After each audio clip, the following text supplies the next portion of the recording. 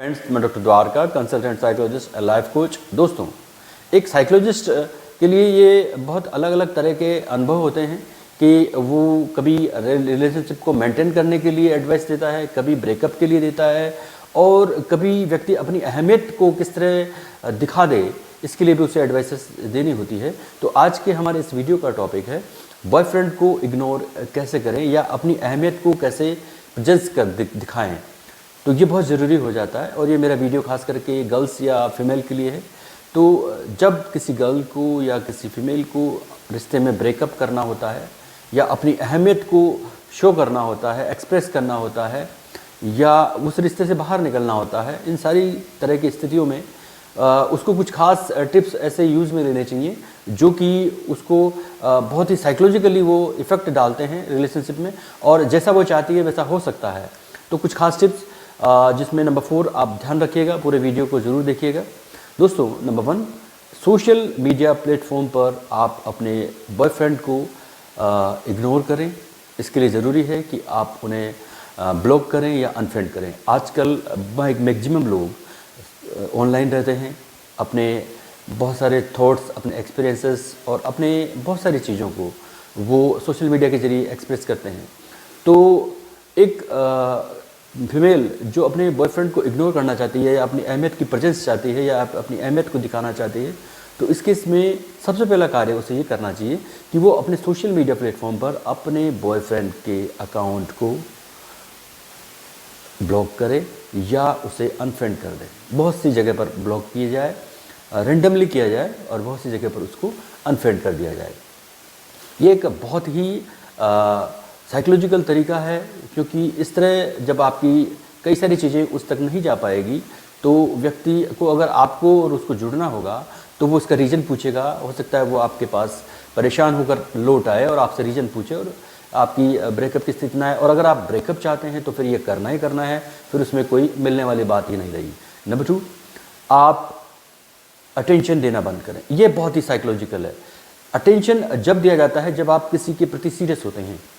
ये एक psychological criteria है, और इस क्राइटेरिया में अगर आप किसी व्यक्ति को अटेंशन देते हैं, इट मीन्स कि आप उसके प्रति सीरियस है। अगर आप किसी रिलेशनशिप में अटेंशन दे रहे हैं तो आप उसके लिए गंभीर हैं, आप उसके प्रति बहुत जिम्मेदारी तरीके से अपना रोल प्ले कर रहे हैं। तो अगर आपको रिश्ते को तोड़ना है, ब्रेकअप करना है, आपको बाहर आना है, या आपको उसमें अपनी अहमियत दिखानी है कि सिर्फ आपको अहमियत दिखानी है, तो आपको अटेंशन देना बंद करना होगा अपने बॉयफ्रेंड को। अगर आप ऐसा करते हैं तो आप बहुत जल्दी ही उसको मेंटली उस सिचुएशन में ला सकते हैं कि जहाँ पर उसे लगने लगेगा कि हाँ, मुझे बात करनी चाहिए। अगर रिश्ता जोड़े रखना है तो वो आपसे ज़रूर बात करेगा, भाई अटेंशन क्यों नहीं दिया जा रहा, आप सीरियसली क्यों नहीं ले रहे हैं रिश्ते को। तो इस तरह वो आपसे बात कर सकता है। नंबर 3, उसकी कॉल और उसके व्हाट्सएप मैसेज को डिले करें या इनका जवाब देर से दें। दोस्तों, ये बहुत ज़रूरी हो जाता है आप अपनी अहमियत दिखाने के लिए कि आप हर वक्त उपलब्ध ना रहें। बहुत ही इजीली आप उपलब्ध ना हो जाएं। व्यक्ति कॉल करे और आप इमीडिएटली अगर फ़ोन उठाते हैं और उसका जवाब भी देते हैं, या व्हाट्सएप कोई आपके पास आता है और उसका इमीडिएटली जवाब देते हैं, तो ये सामने वाले को ये मैसेज जाता है कि ये व्यक्ति मेरे लिए हर वक्त उपलब्ध है, चाहे जैसी भी स्थिति हो मेरे लिए उपलब्ध है।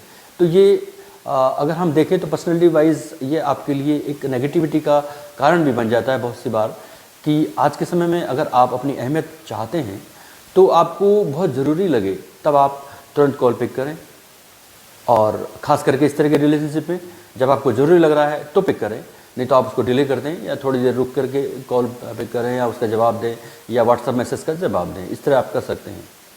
नंबर 4, जो मैंने बताया था कि आपके लिए बहुत ज़रूरी है, एटीट्यूड रखना शुरू करें। दोस्तों, एटीट्यूड एक बहुत ही साइकोलॉजिकल टर्म है, एक तरीका है, पर्सनालिटी का एक हिस्सा है।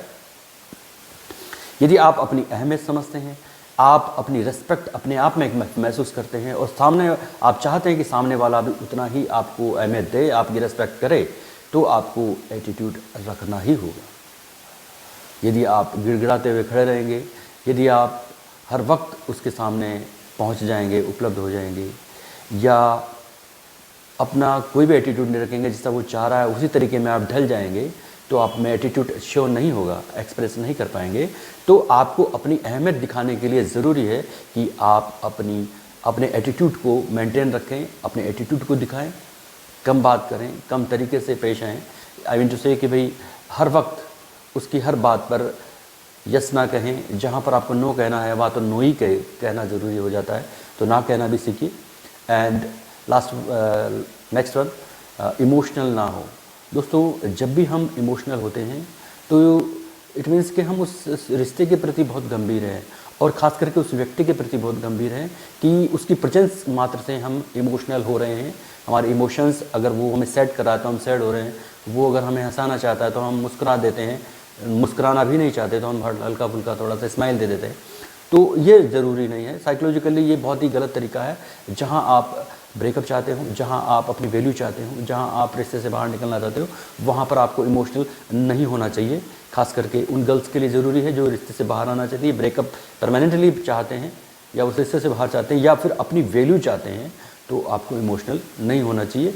इमोशनल होने पर आपकी जो पर्सनैलिटी का कैरेक्टर है उसका एक नेगेटिव इम्पैक्ट जाता है कि ये व्यक्ति को मैं जैसा चाहूँ वैसा चला सकता हूँ, ऐसा सामने वाले को लगने लगता है, तो आपको इमोशनल नहीं होना है। बीइंग ए साइकोलॉजिस्ट ये मेरा सजेशन है, ये बहुत काम का सजेशन है। नेक्स्ट वन, बॉयफ्रेंड के सामने दूसरे लोगों के साथ बहुत ही तरीके से और बहुत ही ध्यान देकर बात किया जाए तो इससे उसको परेशानी होगी। ये एक साइकोलॉजिकल तरीका है।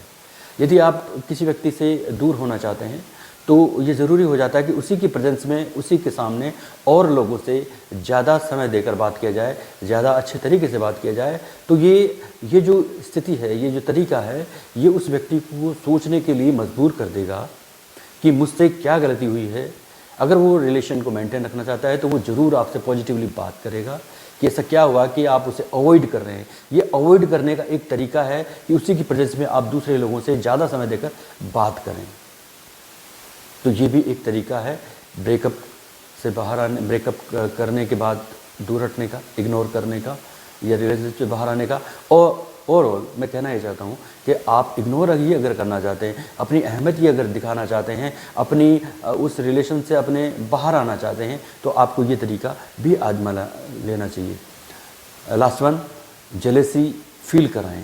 ये ज़रूरी हो जाता है जब आप किसी को इग्नोर करते हैं और उसी के सामने किसी और उसके जानकार या आपके और दूसरे जो मिले जुलने वाले लोग हैं उनको आप अधिक अच्छे तरीके से ट्रीट करें, फ्रेंडली ट्रीट करें।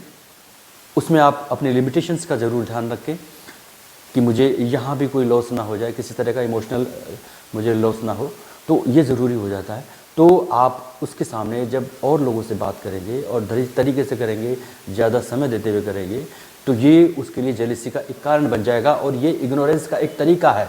तो इन तरीक़ों को काम में लेकर आप इग्नोर कर सकते हैं, अपनी अहमियत शो कर सकते हैं, अपनी प्रेजेंस को शो कर सकते हैं। और ये ज़रूरी भी आज के समय में हर व्यक्ति को अपनी प्रेजेंस शो करनी ज़रूर चाहिए। बीइंग ए साइकोलॉजिस्ट मेरे ये कुछ खास टिप्स थी जो मैंने आपको बताई। इसमें नंबर 4 आपको ध्यान देना है उस पर, और आप एटीट्यूड में रहें। इसके बारे में आप क्या सोचते हैं मुझे कमेंट करके दोस्तों ज़रूर बताइएगा। मेरा ये वीडियो यहीं तक था। धन्यवाद।